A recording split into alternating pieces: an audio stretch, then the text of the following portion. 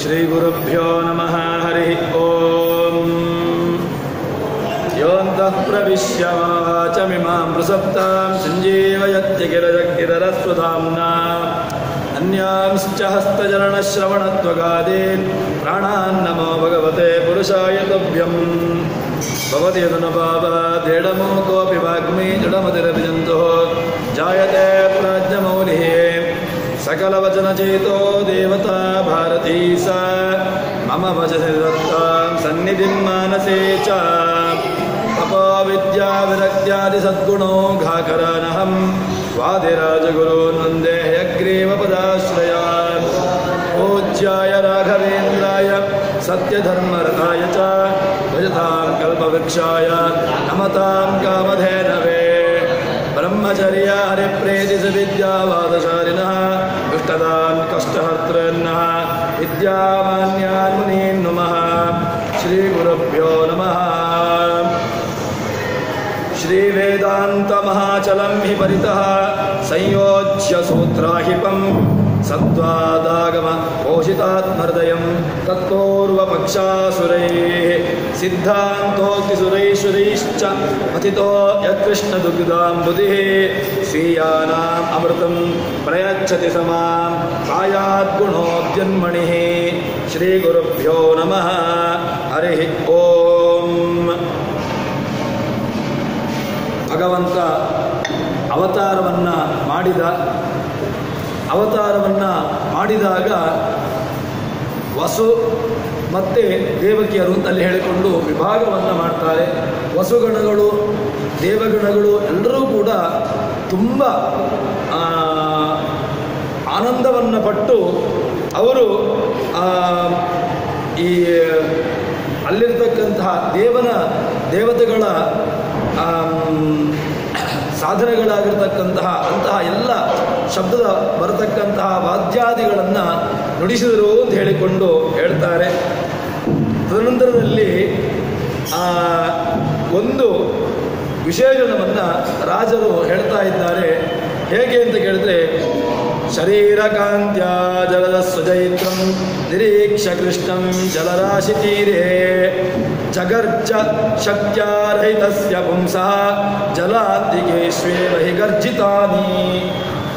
ಒಂದು ಅತ್ಯಂತ ಅದ್ಭುತವಾಗಿರತಕ್ಕಂತಹ ದೃಷ್ಟಾಂತವನ್ನು ಸಮನ್ವಯ ಮಾಡ್ತಾರೆ ಕೃಷ್ಣನಿಗೆ. ಹೇಗೆ ಅಂತ ಕೇಳಿದರೆ, ಭಗವಂತನನ್ನು ನಾವು ಎಲ್ಲ ಕಡೆಗಳಲ್ಲೂ ಕೂಡ ಹೇಳುವಾಗ ಭಗವಂತನ ಯಾವ ಕಾಂತಿ ಅಂತ ಹೇಳಿದರೆ, ಭಗವಂತ ಆ ಮೋಡದಲ್ಲಿರ್ತಕ್ಕಂತಹ ಯಾವ ರೀತಿಯಾಗಿ ಮೋಡದಲ್ಲಿ ಕಾಂತಿಗಳಿರ್ತವೆಯೋ ಆ ಮೋಡದ ಬಣ್ಣ ಯಾವುದಿದೆಯೋ ಅಂತಹ ಮೈ ಬಣ್ಣವನ್ನು ಹೊಂದಿರತಕ್ಕಂಥವನು ಭಗವಂತ ಅಂತ ಹೇಳಿಕೊಂಡು ಎಲ್ಲ ಕಡೆಗಳಲ್ಲೂ ಕೂಡ ನಾವು ಸಮನ್ವಯವನ್ನು ಮಾಡುವಂತಹದ್ದು.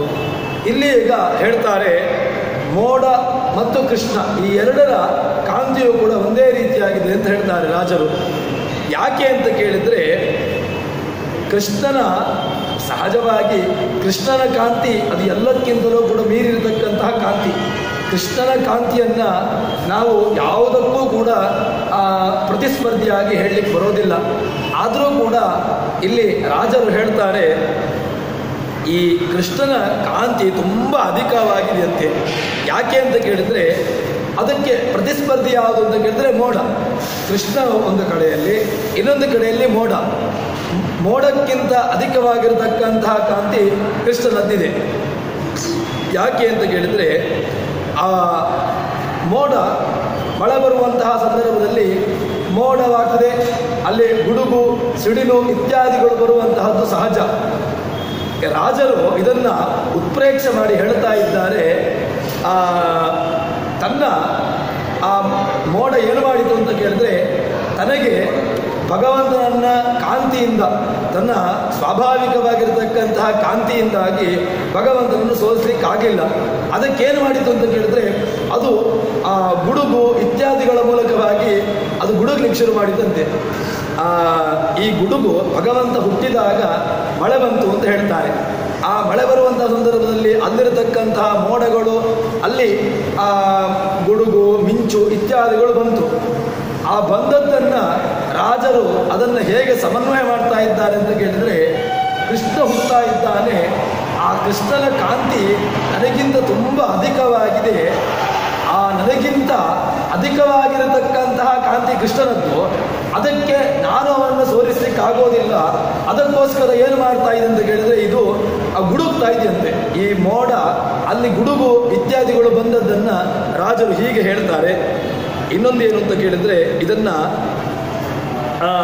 ಸ್ವಲ್ಪ ಲೌಕಿಕವಾಗಿರ್ತಕ್ಕಂಥ ದೃಷ್ಟಾಂತವನ್ನು ಕೊಟ್ಟು ಸಮನ್ವಯ ಮಾಡ್ತಾರೆ. ಜಗತ್ತಿನಲ್ಲಿ ಉಂಟಲ್ವ, ಈಗ ಒಬ್ಬರನ್ನು ಸೋಲಿಸ್ಲಿಕ್ಕೆ ಬರೋದಿಲ್ಲ ಅಂತ ಆದಮೇಲೆ ಸುಮ್ಮನೆ ವ್ಯರ್ಥವಾಗಿರ್ತಕ್ಕಂತಹ ವಾದವನ್ನು ಮಾಡುವಂತಹದ್ದು. ಈ ತನಗೆ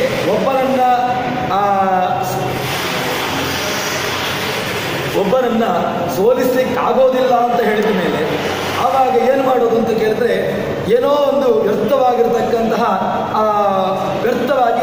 ಹೇಳ್ತಾ ಮಾತಾಡ್ತಾ ಹೋಗೋದು. ಅದರಿಂದ ಯಾವುದೇ ರೀತಿಯಾಗಿರ್ತಕ್ಕಂತಹ ಪ್ರಯೋಜನವಿಲ್ಲ.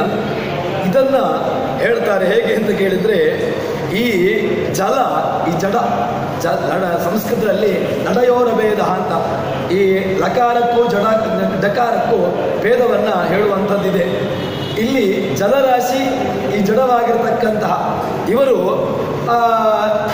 ಈ ಮೋಡ ಅದೇನು ಅಂತ ಕೇಳಿದ್ರೆ ಅದು ಜಡ. ಅದು ಈ ಕೃಷ್ಣನನ್ನು ನೋಡಿ ಅದಕ್ಕೆ ಭಗವಂತನನ್ನು ಬೇರೆ ರೀತಿಯಿಂದ ಸೋಲಿಸ್ಲಿಕ್ಕಾಗಿಲ್ಲ. ಬೇರೆ ರೀತಿಯಿಂದ ಸೋಲಿಸ್ಲಿಕ್ಕಾಗದೆ ಅದು ಏನು ಮಾಡಿತು ಅಂತ ಕೇಳಿದರೆ, ಅದು ಸುಮ್ಮನೆ ಗುಡುಗ್ಲಿಕ್ಕೆ ಶುರು ಮಾಡಿತಂತೆ. ಗುಡುಗಿ ತನ್ಮೂಲಕವಾಗಿ ನಾನು ತುಂಬ ಅಧಿಕನಾಗಿದ್ದೇನೆ ಅಂತ ಹೇಳಿಕೊಂಡು ತೋರಿಸಲಿಕ್ಕೆ ಶುರು ಮಾಡಿತು ಅಂತ ಹೇಳಿಕೊಂಡು ಅದನ್ನು ಸಮನ್ವಯ ಮಾಡ್ತಾರೆ. ಇದು ಮೂರ್ಖರ ಗುಂಪು.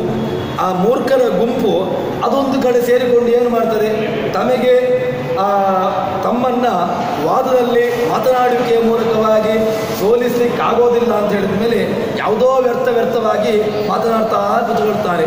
ಅದೇ ರೀತಿಯಾಗಿ ಈ ಮೋಡವು ಕೂಡ ತನಗೆ ಕೃಷ್ಣನನ್ನು ನನ್ನ ಕಾಂತಿಯಿಂದ ಸೋಲಿಸಲಿಕ್ಕಾಗೋದಿಲ್ಲ, ಅದಕ್ಕೋಸ್ಕರ ಏನು ಮಾಡ್ತೇನೆ ಅಂತ ಕೇಳಿದ್ರೆ ಸುಮ್ಮನೆ ನಾನು ಗುಡುಕ್ತಾ ಇರ್ತೇನೆ ಅಂತ ಹೇಳಿಕೊಂಡು ಅದು ಗುಡುಕ್ತಾ ಇತ್ತಂತೆ ಅಂತ ಇದನ್ನು ರಾಜರು ಹೀಗೆ ಸಮನ್ವಯ ಮಾಡ್ತಾರೆ. ಅಂದರೆ ಭಗವಂತ ಹುಟ್ಟಿದಾಗ ಗುಡುಗು, ಮಿಂಚು, ಮಳೆ ಇತ್ಯಾದಿಗಳು ಬಂತು.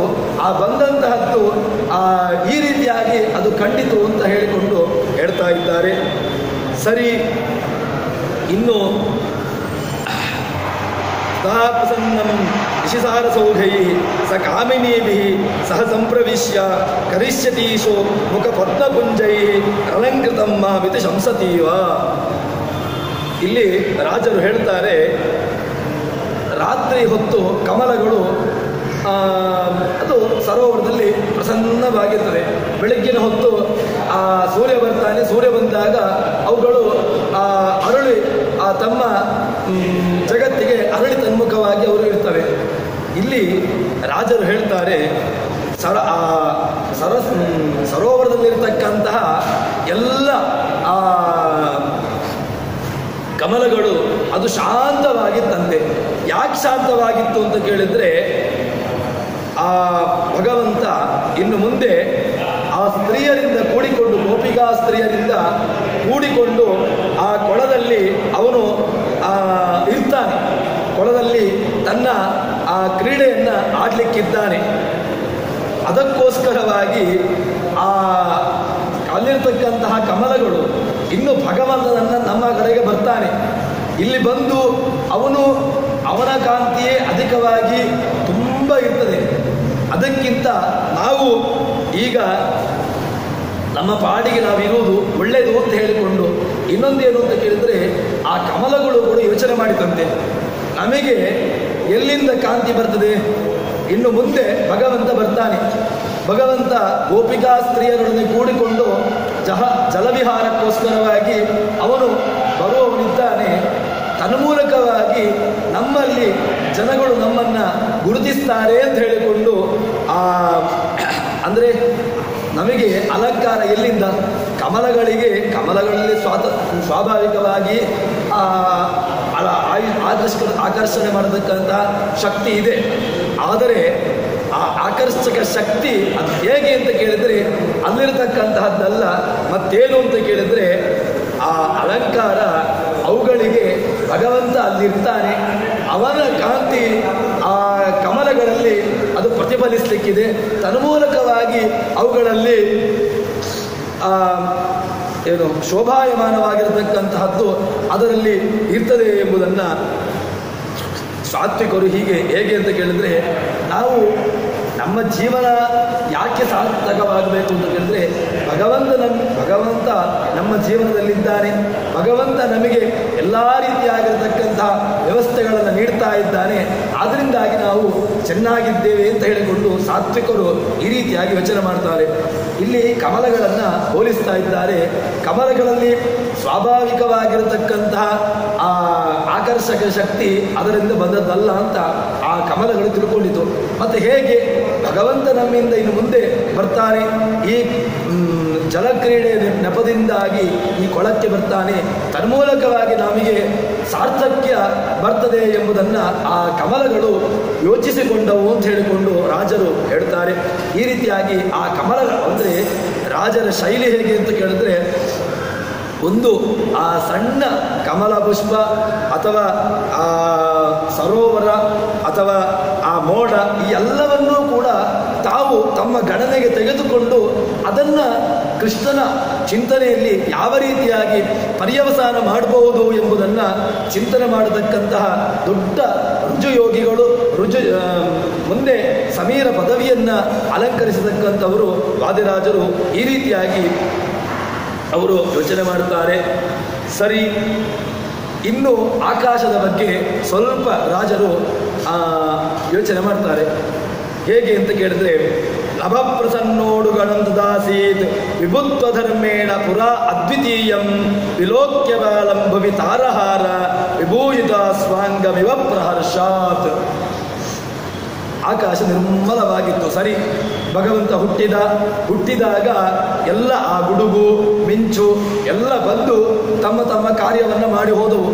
ಆ ಗುಡುಗಿತು, ಮಿಂಚಿತು, ತನ್ಮೂಲಕವಾಗಿ ಎಲ್ಲ ಭಗವಂತ ಹುಟ್ಟಿ ಆಯಿತು. ಇನ್ನು ಆಕಾಶದಲ್ಲಿ ಎಲ್ಲವೂ ಕೂಡ ನಿರ್ಮಲವಾಗಿರ್ತಕ್ಕಂತಹ ಆಕಾಶದಲ್ಲಿ ಏನಾಯಿತು ಅಂತ ಕೇಳಿದ್ರೆ, ನಕ್ಷತ್ರಗಳು ಕಂಡವಂತೆ. ನಕ್ಷತ್ರಗಳು ಕಂಡವು ಅಂತ ಹೇಳಿದಾಗ ಆ ನಕ್ಷತ್ರಗಳು ಹೇಗೆ ಕಂಡವು ಅಂತ ಹೇಳಿದ್ರೆ ಅದನ್ನು ಹೇಳ್ತಾರೆ. ನಭಪ್ರಸನ್ನ ಉಡುಗಣಂತದಾಸೀತ್.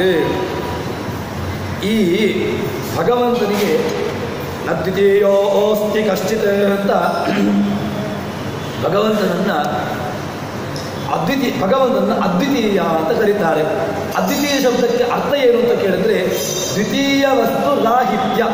ಯಾವುದಕ್ಕೆ ದ್ವಿತೀಯ ವಸ್ತು, ಇನ್ನೊಂದು ವಸ್ತುವನ್ನು ಹೇಳಲಿಕ್ಕಿಲ್ವೋ ಅದನ್ನು ಅದ್ವಿತೀಯ ಅಂತ ಕರೆಯುವಂತಹದ್ದು.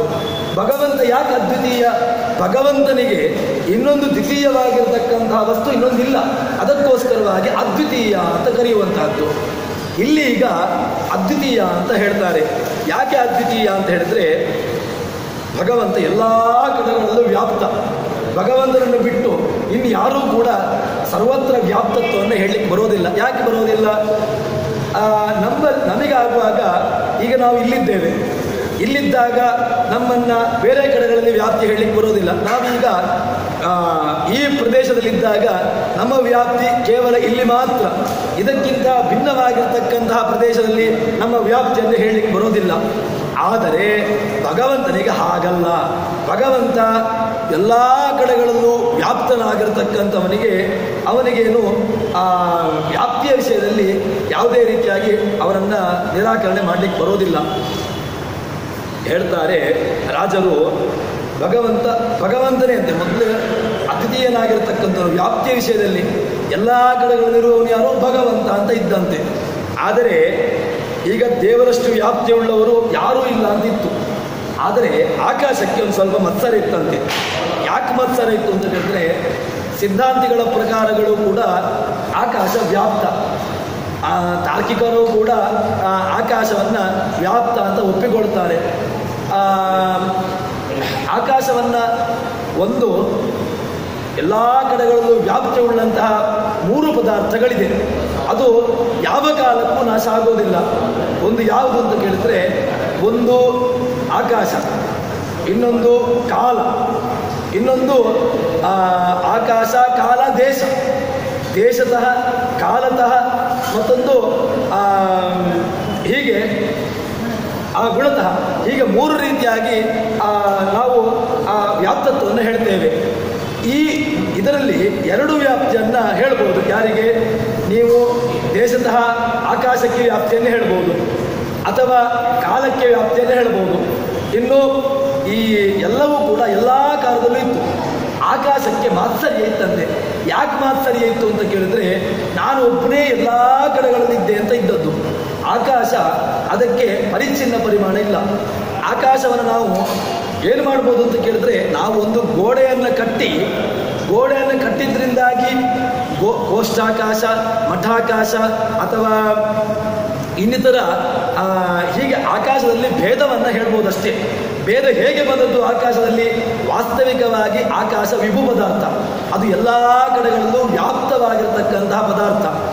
ಆ ವಿಭು ಪದಾರ್ಥಕ್ಕೆ ನಾವು ಪರಿಚ್ಛಿನ್ನ ಪರಿಮಾಣ ಹೇಗೆ ಕೊಡ್ತೇವೆ ಅಂತ ಕೇಳಿದ್ರೆ, ಯಾವುದೋ ಒಂದು ಮಧ್ಯದಲ್ಲಿ ಗೋಡೆಯನ್ನು ಕಟ್ತೇವೆ. ಗೋಡೆಯನ್ನು ಕಟ್ಟಿದಾಗ ಏನು ಹೇಳ್ತೇವೆ? ಇದು ಕೋಷ್ಠಾಕಾಶ, ಇದು ಮಠಾಕಾಶ. ಇನ್ನು ಗೋಡೆಯನ್ನು ತೆಗೆದ್ರೆ ಕೋಷ್ಠಾಕಾಶ, ಮಠಾಕಾಶ ಎಲ್ಲವೂ ಕೂಡ ಒಂದೇ ಆಯಿತು. ಅಂದರೆ ಏನಾಯಿತು? ಆಕಾಶ ಒಂದೇ ಲೆಕ್ಕ ಆಯಿತು. ಭಗವಂತನಿಗೆ ಹೇಗೆ ಅಂತ ಇದನ್ನು ಸಮನ್ವಯ ಮಾಡ್ತಾರೆ. ಭಗವಂತ ಎಲ್ಲ ಕಡೆಗಳಲ್ಲಿ ಇರತಕ್ಕಂಥವನು. ಇದು ಯಾರಿಗಿತ್ತು ಮೊದಲಿಗೆ? ಭಗವಂತನಿಗೆ ಮಾತ್ರ ಇತ್ತು. ಅಲ್ಲ, ಆಕಾಶಕ್ಕೆ ಮಾತ್ರ ಇತ್ತು. ಆಕಾಶ ಎಲ್ಲ ಕಡೆಗಳಲ್ಲಿತ್ತು. ಈಗ ಈ ಪುಣ್ಯಾತ್ಮ ಒಬ್ಬ ಬಂದ. ಯಾರು? ಕೃಷ್ಣ ಒಬ್ಬ ಬಂದ. ಇವನಿಗೂ ಕೂಡ ಎಲ್ಲ ಕಡೆಗಳಲ್ಲೂ ವ್ಯಾಪ್ತಿ ಉಂಟು. ಭಗವಂತನಿಗೆ ಆಕಾಶಕ್ಕೆ ಹೇಗಿತ್ತು? ನಾನು ಒಬ್ಬನೇ ಮೊದಲಿಗೆ ಎಲ್ಲ ಕಡೆಗಳಲ್ಲಿ ಅಂತ ಒಂದು ಸ್ವಲ್ಪ ಇದಿತ್ತಂತೆ. ಈ ಕೃಷ್ಣ ಹುಟ್ಟಿದ ಮೇಲೆ ಇವನೊಬ್ಬ ಎಲ್ಲ ಕಡೆಗಳಲ್ಲೂ ಇದ್ದಾನೆ ಅಂತ ಆಕಾಶಕ್ಕೆ ಸ್ವಲ್ಪ ಆಶ್ಚರ್ಯ ಹುಟ್ಟಿತು ಅಂತ ಹೇಳಿಕೊಂಡು ಆ ಭಗವಂತನ ಅದ್ವಿತೀಯ, ಅಂದರೆ ಈ ವ್ಯಾಪ್ತಿಯ ವಿಷಯದಲ್ಲಿ ದೇಶತಃ ವ್ಯಾಪ್ತಿ, ಗುಣತಃ ವ್ಯಾಪ್ತಿ ಅದನ್ನು ಹೇಳುವುದಕ್ಕಿಂತ ರಾಜರಲ್ಲಿ ಏನು ಹೇಳ್ತಾ ಇದ್ದಾರೆ ಅಂತ ಕೇಳಿದ್ರೆ, ಭಗವಂತನ ಆ ದೇಶತಃ ವ್ಯಾಪ್ತಿಯನ್ನು ಇಟ್ಟುಕೊಂಡು ಇಲ್ಲಿ ಸಮನ್ವಯವನ್ನು ಮಾಡ್ತಾ ಇದ್ದಾರೆ. ಅವನು ಸರಿ. ಇನ್ನೊಂದೇನು ಅಂತ ಕೇಳಿದರೆ, ಇದೊಂದು ಸ್ವಲ್ಪ ಅದನ್ನು ವಿಶ್ಲೇಷಣೆ ಮಾಡ್ತಾರೆ. ಭಗವಂತ ಈಗ ಹುಟ್ಟಿದ್ದೇನು? ಮಗುವಾಗಿ ಹುಟ್ಟಿದ. ಆರಂಭದಲ್ಲಿ ಬಾಲಕನಾಗಿರತಕ್ಕಂಥವನು. ಅಂತಹ ಈ ಬಾಲಕನಾಗಿರತಕ್ಕಂಥವನು ಅವನು ಹೇಗೆ ಅಂತ ಹೇಳಿದ್ರೆ, ಈಗ ಒಂದು ಪ್ರತ್ಯೇಕವಾಗಿ ಒಂದು ಕಡೆ ಇದ್ದಾನೆ ಅಷ್ಟೇ. ಇನ್ನು ಮುಂದೆ ದೊಡ್ಡವನಾದಾಗ ಅವನು ಬಾಲಕನಾಗಲಿ ದೊಡ್ಡವನಾಗಲಿ ಎಲ್ಲ ಕಾಲದಲ್ಲೂ ಕೂಡ ಅವನಿಗೇನು ಬಾಲಕನಾಗಿರುವುದಾಗೆ ಇಲ್ಲಿ ಮಾತ್ರ ಇದ್ದಾನೆ, ಉಳಿದ ಕಡೆಗಳಲ್ಲಿಲ್ಲ ಅಂತ ಏನು ಅವನನ್ನು ಭಗವಂತನನ್ನು ವ್ಯಾಪ್ತಿಯ ವಿಷಯದಲ್ಲಿ ಅವನನ್ನು ಅಲ್ಲಗಡಿಲಿಕ್ಕಾಗೋದಿಲ್ಲ. ಆದರೂ ಕೂಡ ಆಕಾಶ ಏನು ಚಿಂತನೆ ಮಾಡ್ತದೆ ಅಂತ ಕೇಳಿದರೆ, ಈ ಭಗವಂತ ಒಂದೇ ಕಡೆ ಇದ್ದಾನೆ. ಹೇಗೆ ಅಂತ ಕೇಳಿದರೆ, ಈಗ ಧನಿಕರಿಗೆ ಒಬ್ಬ ಧನಿಕ ಇರ್ತಾನೆ. ಆ ಧನಿಕ ಇನ್ನೊಬ್ಬರ ಧನಿಕನನ್ನು ಕಂಡು ಸ್ವಲ್ಪ ಮಾತ್ಸರ್ಯವನ್ನು ಪಡುವಂತಹದ್ದು ಸಹಜ. ಇಲ್ಲಿಯೂ ಕೂಡ ಈ ಆಕಾಶ ಅದು ವ್ಯಾಪ್ತಿಯ ವಿಷಯದಲ್ಲಿ ಸ್ವಲ್ಪ ಧನಿಕ. ನಾನೇ ಎಲ್ಲ ಕಡೆಗಳಲ್ಲಿದ್ದದ್ದು ಅಂತ ಅದಕ್ಕೊಂದು ಭ್ರಮೆ ಇತ್ತು. ಈಗ ಕೃಷ್ಣ ಹುಟ್ಟಿದ್ರಿಂದಾಗಿ ಈ ಕೃಷ್ಣ ಒಬ್ಬ ಎಲ್ಲ ಕಡೆಗೂ ಕೂಡ ವ್ಯಾಪ್ತಿ ಉಳ್ಳವನಾದ ಎಂಬುದಾಗಿ ಅದು ಚಿಂತನೆ ಮಾಡಿತಂತೆ. ಸರಿ, ಈ ಆಕಾಶ ಇನ್ನೊಂದು ಏನು ಮಾಡಿತು ಅಂತ ಕೇಳಿದರೆ, ಅದು ಚಿಕ್ಕ ಮಗು. ಈಗ ಚಿಕ್ಕ ಮಗು ಅದರಿಂದಾಗಿ ಅದು ಈಗ ಏನು ಮಾಡಿತು, ಅಲ್ಲಿ ಈಗ ಏನು ರಾಜರು ಏನು ಹೇಳಿದರು ಆರಂಭದಲ್ಲಿ, ಆ ಶುದ್ಧವಾಗಿರತಕ್ಕಂತಹ ಆಕಾಶದಲ್ಲಿ ಉಡುಗಣಗಳು ಏನು ನಕ್ಷತ್ರಗಳು ಕಂಡವು ಅಂತ ಹೇಳಿದಲ್ವ. ಆ ನಕ್ಷತ್ರಗಳನ್ನು ರಾಜರು ಪರಾಮರ್ಶಿಸುವ ಶೈಲಿ ಹೇಗೆ ಅಂತ ಕೇಳಿದರೆ, ಈ ಮಗು ಈಗ ಚಿಕ್ಕದಾಗಿದೆ, ಈ ಚಿಕ್ಕ ಮಗು ಇನ್ನೂ ಹುಟ್ಟಿದ್ದು ಮಾತ್ರ ಅಲ್ವಾ, ನಾನು ಅದಕ್ಕಿಂತ ಮೊದಲು ನಾನು ಅಲಂಕಾರವನ್ನು ಮಾಡಿಕೊಂಡು ನಾನೆಲ್ಲ ಹಾರವನ್ನು ಹಾಕಿಕೊಂಡು ಆಕಾಶದಲ್ಲಿ ಆ ಉಡುಗಣಗಳು ಆ ನಕ್ಷತ್ರಗಳು ಬಂತಲ್ವ, ಆ ಬಂದಿರತಕ್ಕಂತಹ ನಕ್ಷತ್ರಗಳು ಹೇಗೆ ಕಂಡವು ಅಂತ ಹೇಳಿದ್ರೆ, ಆಕಾಶದಲ್ಲಿ ಒಂದು ಹಾರದ ರೀತಿಯಲ್ಲಿ ತಾನು ಎಲ್ಲ ಆಭರಣಗಳನ್ನು ತೊಟ್ಟುಕೊಂಡು ಭಗವಂತನ ಮುಂದೆ ನಾನು ಎಲ್ಲ ಕಡೆಗಳಲ್ಲೂ ವ್ಯಾಪ್ತಿ ಉಳ್ಳವ ಅಂತ ಹೇಳಿಕೊಂಡು ಭಗವಂತನಿಗೆ ಸ್ವಲ್ಪ ಮಾತ್ಸರ್ಯವನ್ನು ಉಂಟು ಮಾಡುವ ಅಂತ ಎಂಬಂತಹ ದೃಷ್ಟಿಯಿಂದಾಗಿ ಅದು ಆಕಾಶವು ಕಂಡಿತು ಅಂತ ಹೇಳಿಕೊಂಡು ಹೀಗೆ ರಾಜರು ಇದನ್ನು ವಿಶ್ಲೇಷಣೆ ಮಾಡ್ತಾ ಇದ್ದಾರೆ. ರಾಜ ಅಂದರೆ ಭಗವಂತ ಹುಟ್ಟಿದ ಮೇಲೆ ಆಕಾಶ ಶುಭ್ರವಾಯಿತು, ಅಲ್ಲಿ ಮಳೆ, ಗುಡುಗು, ಮಿಂಚು ಇತ್ಯಾದಿಗಳೆಲ್ಲವೂ ಕೂಡ ಶಾಂತವಾಯಿತು. ಶಾಂತವಾದ ಮೇಲೆ ಅಲ್ಲಿ ನಕ್ಷತ್ರಗಳು ಕಂಡವು ಅಥವಾ ಚಂದ್ರ ಬಂತು. ಹೀಗೆ ಎಲ್ಲವೂ ಕೂಡ ತಮ್ಮ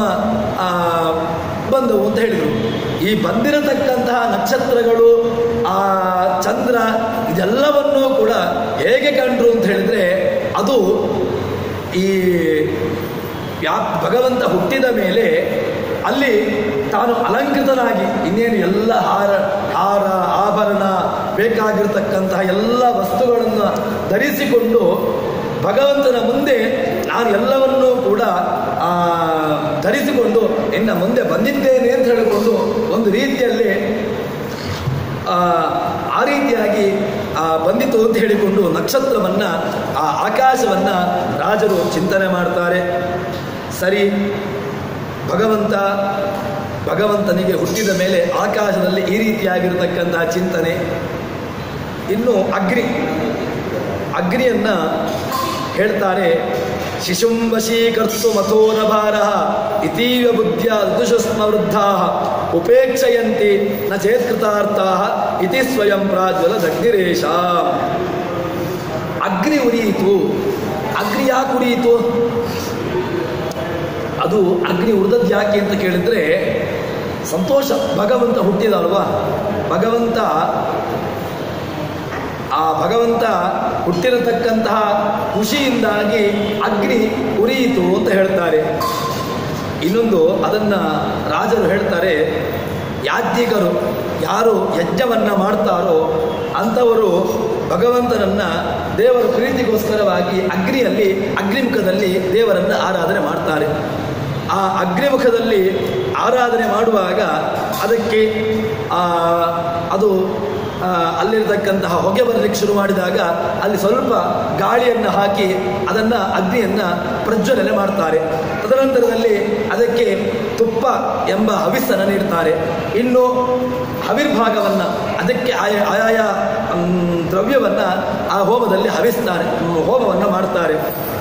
ಈ ಎಲ್ಲವೂ ಕೂಡ ಹೇಗೆ ಕಂಡಿತು ಅಂತ ಕೇಳಿದರೆ, ಅಗ್ನಿ ಹವಿಸ್ಸು ಹಾಕುವಂತಹದ್ದು, ಹೀಗೆ ಬೇರೆ ಬೇರೆ ರೀತಿಯಾಗಿರ್ತಕ್ಕಂಥ ಸೇವೆಯನ್ನು ಮಾಡ್ತಾ ಇದ್ರು.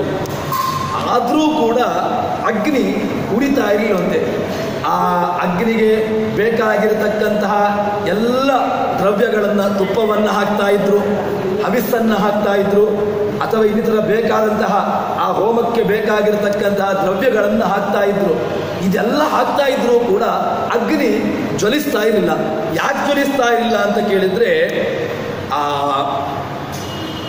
ಅಗ್ನಿ ಸೀದಾ ಭಗವಂತನ ಹತ್ರ ಬಂದಿದ್ದಾನಂತೆ. ಭಗವಂತನ ಹತ್ರ ಬಂದು ನೇರವಾಗಿ ಭಗವಂತ ಇನ್ನೇನು ಅವತಾರವನ್ನು ಮಾಡಿದ್ದಾನೆ ಅಂತಹ ಭಗವಂತನ ನೋಡುವುದಕ್ಕೋಸ್ಕರವಾಗಿ ಅಗ್ನಿ ಅಲ್ಲಿಂದ ಬಂದು ಭಗವಂತನ ಹತ್ರ ಬಂದಿದ್ದಾನೆ ಅಂತ ಹೇಳಿಕೊಂಡು ಈ ರೀತಿಯಾಗಿ ಇನ್ನೊಂದೇನು ಅಂತ ಕೇಳಿದ್ರೆ, ಯಾಜ್ಞಿಕರು ಅವರು ಈ ಯಾಗವನ್ನು ಮಾಡುವುದು ಬಿಟ್ಟು ಇನ್ನೇನಾದರೂ ನೇರ ಹೋಗಿ ಈ ಮಗುವನ್ನು ನೋಡ್ಲಿಕ್ಕೆ ಹೋಗ್ತೇನೆ ಅಂತ ಹೇಳಿ ಹೋಗಿಬಿಟ್ರೆ, ಅದಕ್ಕೋಸ್ಕರವಾಗಿ ತದನಂತರದಲ್ಲಿ ಅಗ್ನಿ ಉರಿಲಿಕ್ಕೆ ಶುರು ಮಾಡಿತಂತೆ. ಅಗ್ನಿ ಉರಿತಾ ಇರತಕ್ಕಂತಹದ್ದು ಭಗವಂತ ಹುಟ್ಟಿದ ಮೇಲೆ ಇನ್ನೇನಾದರೂ ಒಂದು ವೇಳೆ ನಾನು ಉರಿಯದೆ ಇವರು ನನಗೆ ಆಹುತಿಯನ್ನು ನೀಡ್ತಾರೆ, ಹೋಮವನ್ನು ನೀಡ್ತಾರೆ, ಎಲ್ಲ ನನಗೆ ಬೇಕಾಗಿರತಕ್ಕಂತಹ ದ್ರವ್ಯಗಳನ್ನು ಹಾಕ್ತಾರೆ. ನಾನು ಏನಾದರೂ ಒಂದು ವೇಳೆ ಈಗ ಈ ನನ್ನ ಉರಿಯನ್ನು ನಾನು ಕಮ್ಮಿ ಮಾಡಿಬಿಟ್ರೆ, ಇವರು ಯಾಜ್ಞಿಕರು ಏನು ಮಾಡ್ತಾರೆ, ಇವರು ನೇರ ಹೋಗಿ ಭಗವಂತ ಅಲ್ಲಿ ಆ ಕೃಷ್ಣನ ನೋಡ್ಲಿಕ್ಕೆ ಹೋಗಿಬಿಡ್ತಾರೆ. ಕೃಷ್ಣನನ್ನು ನೋಡ್ಲಿಕ್ಕೆ ಹೋದ್ರು ಅಂತ ಹೇಳಿದ್ರೆ ನನಗೆ ಬೇಕಾಗಿರತಕ್ಕಂಥ ಹವಿರ್ಭಾಗವನ್ನು ಇವರು ಕೊಡುವುದಿಲ್ಲ. ಅದಕ್ಕೋಸ್ಕರವಾಗಿ ಅಗ್ನಿದೇವರು ಆ ಭಯದಿಂದ ಇವರು ನನ್ನನ್ನು ಬಿಟ್ಟು ಹೋಗುವುದು ಬೇಡ, ನನಗೆ ಬೇಕಾಗಿರತಕ್ಕಂಥ ಆಹುತಿಗಳನ್ನು ಇವರು ನನಗೆ ನೀಡ್ತಾ ಇರಲಿ ಅಂತ ಹೇಳಿಕೊಂಡು ಅದಕ್ಕೋಸ್ಕರವಾಗಿ ಅಗ್ನಿದೇವರು ಚೆನ್ನಾಗಿ ಪ್ರಜ್ವಲಿಸ್ತಾ ಇದ್ರು ಅಂತ ಎಂಬುದನ್ನು ಹೇಳ್ತಾರೆ. ಇನ್ನು ಅಗ್ನಿ ಒಂದು ವೇಳೆ ಉರಿಯುವುದನ್ನು ಕಮ್ಮಿ ಮಾಡಿದರೆ ಆವಾಗ ಯಾಜ್ಞಿಕರು ತಮ್ಮ ಯಜ್ಞ ಅಗ್ನಿ ಉರಿತಾ ಇಲ್ಲ, ಅದಕ್ಕೋಸ್ಕರವಾಗಿ ಬೇಗನೆ ನಮ್ಮ ಯಜ್ಞದ ಪ್ರಕ್ರಿಯೆಯನ್ನು ಮುಗಿಸಿಕೊಂಡು ನಾವು ಭಗವಂತನ ನೋಡ್ಲಿಕ್ಕೆ ಹೋಗುವ ಅಂತ ಹೇಳಿಕೊಂಡು ನನಗೆ ಕೊಡಬೇಕಾದಂಥ ಆಹುತಿಗಳನ್ನು ಅವರು ಕೊಡದೆ ಸೀರೆ ಎತ್ಕೊಂಡು ಮಗುವನ್ನು ನೋಡ್ಲಿಕ್ಕೆ ಹೋಗಿಬಿಡ್ತಾರೆ. ಅದಕ್ಕೋಸ್ಕರವಾಗಿ ಈ ಭಯದಿಂದಾಗಿ ನಾನು ಚೆನ್ನಾಗಿ ಉರಿತೇನೆ ಅಂತ ಹೇಳಿಕೊಂಡು ಅಗ್ನಿ ಚೆನ್ನಾಗಿ ಉರಿಲಿಕ್ಕೆ ಶುರು ಮಾಡಿದ ಅಂತ ಹೇಳಿಕೊಂಡು ಅಗ್ನಿಯ ಅಂದರೆ ಭಗವಂತ ಹುಟ್ಟಿದ್ರಿಂದಾಗಿ ಎಲ್ಲರೂ ಕೂಡ ಸಂತೋಷಪಟ್ಟರು. ಅಗ್ನಿದೇವರು ಉರಿಯುವ ಮೂಲಕವಾಗಿ ಸಂತೋಷಪಟ್ಟರು ಅಂತ ಹೇಳ್ತಾ ಇದ್ದಾರೆ.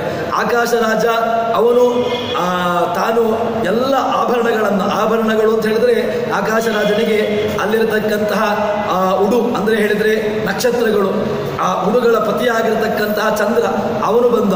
ಇನ್ನು ಎಲ್ಲ ಆಯಾಯ ನಕ್ಷತ್ರಗಳು ಬಂದವು. ಎಲ್ಲ ಬಂದು ತನ್ಮೂಲಕವಾಗಿ ಭಗವಂತನಿಗೆ ಕೃತಜ್ಞತೆಯನ್ನು ಸಲ್ಲಿಸಿದರು. ಯಾಕೆ ಕೃತಜ್ಞತೆ ಸಲ್ಲಿಸಿದರು ಅಂತ ಕೇಳಿದ್ರೆ ಧರಾದೇವಿಯ ಪ್ರಾರ್ಥನೆ. ಧರಾದೇವಿ ನನ್ನಲ್ಲಿರತಕ್ಕಂತಹ ಭಾರವನ್ನು ನೀನು ಕಮ್ಮಿ ಮಾಡಬೇಕು ಅಂತ ಹೇಳಿಕೊಂಡು ಪ್ರಾರ್ಥನೆ ಮಾಡಿದ್ದಾಳೆ. ಆ ಧರಾದೇವಿಯ ಪ್ರಾರ್ಥನೆಯನ್ನು ಮನ್ನಿಸಿ ಭಗವಂತ ಅವತಾರವನ್ನು ಮಾಡಿದ್ದಾನೆ. ತನ್ಮೂಲಕವಾಗಿ ಭಗವಂತ ಒಬ್ಬನೇ ಅಲ್ಲ, ಭಗವಂತ ಬರ್ತಾನೆ ಅಂತ ಹೇಳಿದರೆ ಅವನ ಜೊತೆಗೆ ಸಹಜವಾಗಿ ಉಂಟಲ್ವ, ನಮ್ಮ ಲೌಕಿಕವಾಗಿ ಜಗತ್ತಿನಲ್ಲಿ ಕಾಣ್ತೇವಲ್ಲ ನಾವು,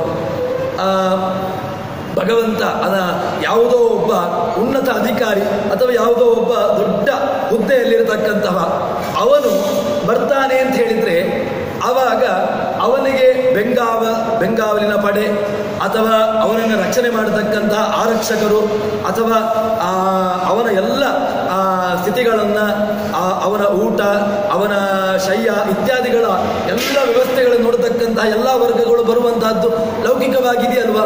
ಲೌಕಿಕವಾಗಿ ಹೇಗೆ ಬಂತು ಅಂತ ಕೇಳಿದ್ರೆ ಅದನ್ನು ಸಮನ್ವಯ ಮಾಡುವುದು ಹೇಗೆ ಅಂತ ಕೇಳಿದ್ರೆ ಭಗವಂತ ಬರ್ತಾನೆ, ಸಾಕ್ಷಾತ್ 14 ಲೋಕಗಳ ಒಡೆಯ.